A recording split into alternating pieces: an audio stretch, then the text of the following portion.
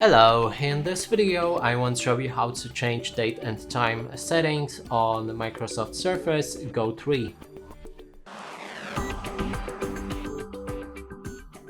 And to do this, first we'll need to click on the start, then go to our settings.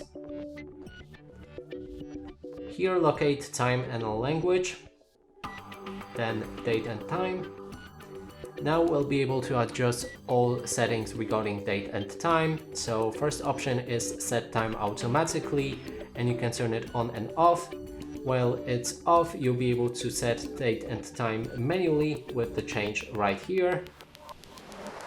Next is adjust for daylight saving automatically, which you can turn on and off. Then we have the time zone that you can change into all of these different options. And that is basically all of the settings. We can also click on synchronization, sync now, to synchronize all of the time and date settings, and also show additional calendars in the taskbar. And that is it.